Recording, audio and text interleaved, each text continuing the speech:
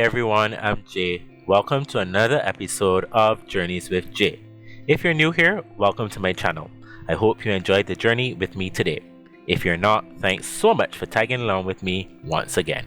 On today's journey, join me as I explore one of London's most dynamic and visually striking districts, Canary Wharf. We'll briefly discuss its history and take a walk to see its modern side. Let's go! Canary Wharf's story began in the 1800s when it was a part of the West India Docks, the beating heart of British trade. Goods from across the empire flowed in: sugar, rum, tobacco, and more. The name Canary Wharf actually comes from trade links with the Canary Islands. Fast forward to the 1980s, the docks were no longer in use, and the area was derelict. But a bold regeneration project kicked off, transforming it into a financial powerhouse. Today, it stands shoulder to shoulder with the City of London as a key business district. You can click on the link above to see my video about the City of London. One of the first things you'll notice is the sleek skyscrapers. One Canada Square, with its pyramid top, was once the tallest building in the UK.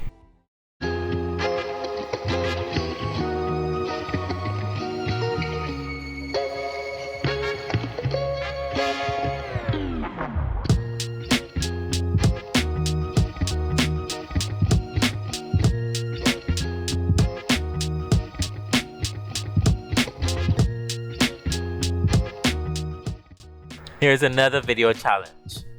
I want you to count how many art pieces were featured in the video.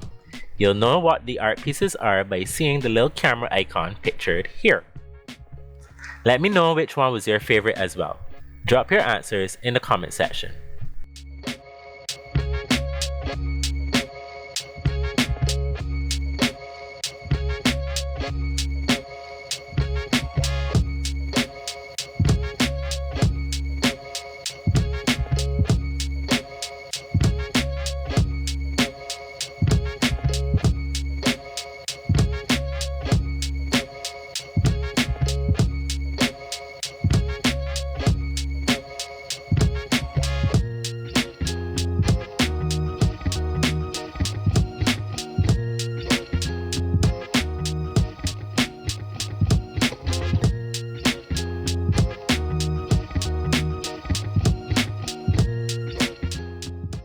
Created for the first London Mural Festival in September 2020, Camille Walala reimagined Adam Plaza Bridge with enchanting geometric shapes and every aspect of the colour wheel.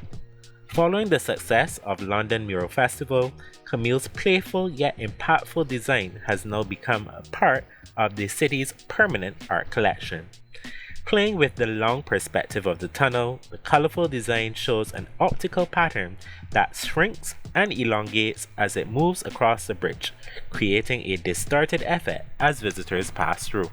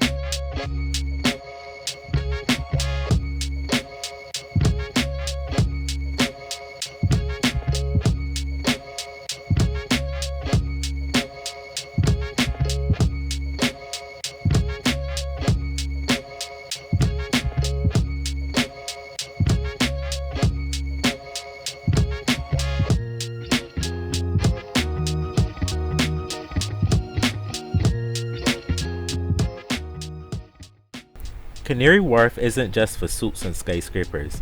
It's home to hundreds of shops, cafes, and restaurants. You'll find everything from rooftop bars to underground shopping malls, and thanks to new development, more people are living here too. It's becoming a true mixed-use neighborhood.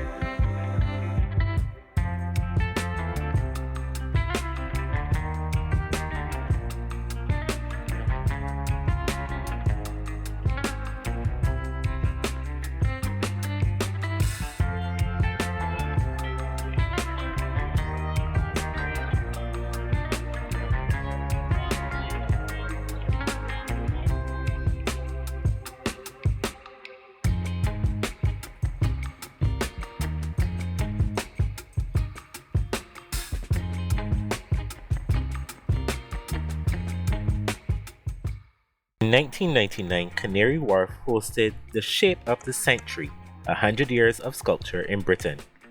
Following the exhibition, a number of the sculptures were purchased, and so began the permanent art collection in an open-air gallery. Since then, the collection has continued to grow. The collection has over 100 pieces and is the UK's largest free-to-visit public art collection.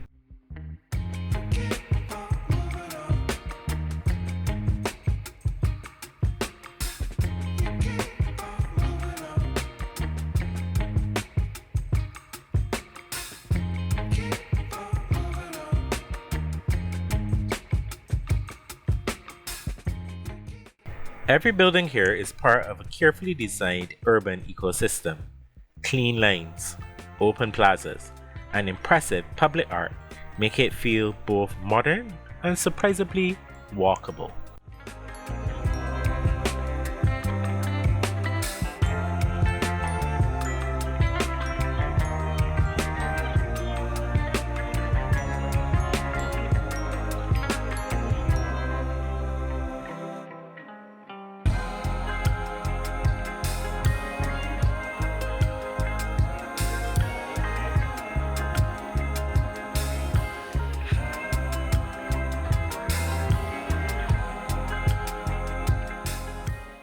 The western bank of what was once known as Stepney Marsh was once a busy maritime and fishing community.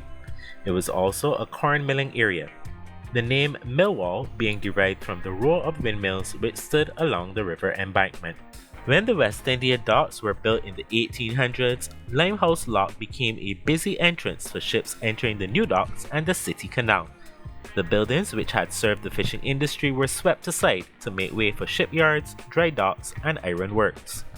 Millwall foreshore became a hive of shipbuilding activity and is said to have employed around 4,000 men and boys in the 1860s. As ships got larger, however, the river became too shallow and the industry declined. One local company, Brown, Larry-Knox and Company, patented the stud leg chain in 1808 to replace the hemp rope mooring lines of ships. They became the sole manufacturers of chains for the Navy until 1916. As shipbuilding fell into decline, manufacturing industry began to take its place, representing yet another era in the history of the Isle of Docks. During World War II, the docks were a key target for the Germans and were heavily bombed. A number of local civilians were killed in the bombings. Many warehouses were destroyed and much of the dock system was put out of action for an extended period. Unexploded bombs from this period continue to be discovered today. After the war, the docks were rebuilt. However, with the advent of containerization, which the docks could not handle, they became obsolete soon after. The docks closed progressively during the 1970s, with the last, the West India and Millwall docks, closing down in 1980. This left the area in a severely dilapidated state, with large areas being derelict and abandoned.